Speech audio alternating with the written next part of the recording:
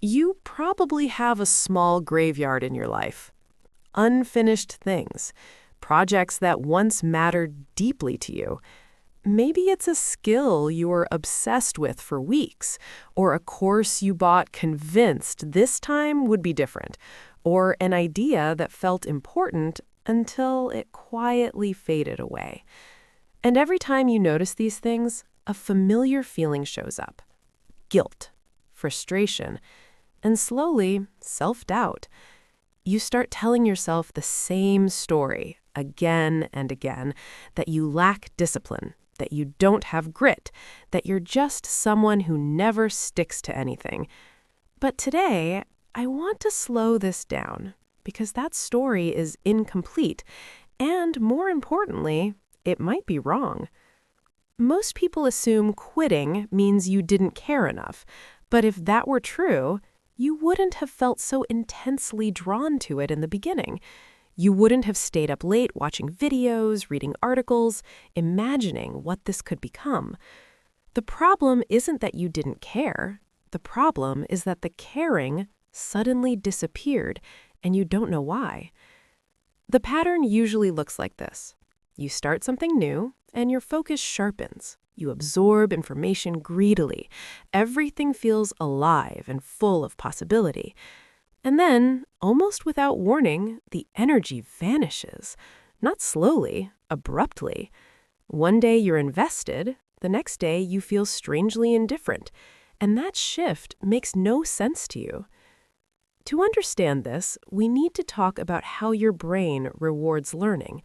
Some brains are motivated by depth. They enjoy slow refinement, repetition, and gradual improvement. But other brains are motivated by speed. They don't get rewarded for mastery. They get rewarded for how quickly uncertainty disappears.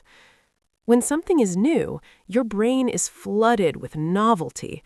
The learning curve is steep. You go from knowing nothing to knowing something very quickly. That rapid improvement releases dopamine. It feels like passion, like clarity, like you finally found the thing. But this phase has a name. It's called the novice high, and it never lasts. Eventually, the curve flattens. You understand the basics. The mystery fades. Progress becomes slower, quieter, more repetitive. This is the plateau. For most people, it's uncomfortable. For your brain type, it's chemically unrewarding.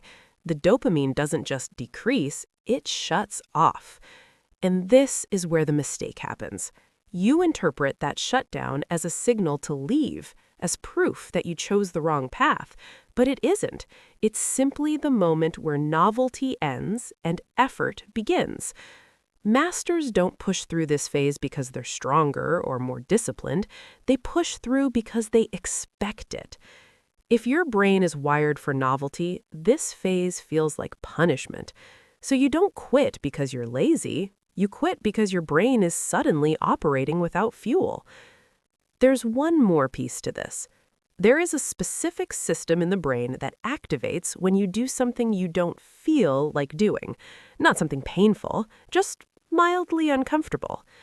Every time you stop the moment boredom appears, that system stays weak. Over time, even small resistance feels overwhelming. This isn't a moral failure. It's untrained capacity. And the solution isn't forcing extreme discipline. That usually backfires. The solution is much smaller. When the urge to quit shows up, don't stop immediately, but don't push hard either. Just go slightly past the urge. One more page, 5 more minutes, a small extension beyond comfort. That moment is the training. Over time, this builds tolerance for the plateau, and something begins to change. You stop needing constant excitement to continue. You develop the ability to stay. That's the real difference between someone who dabbles and someone who becomes a polymath. Not endless focus, but learned endurance. So if you've been blaming yourself, pause. You're not broken. You're not inconsistent. You're early in training.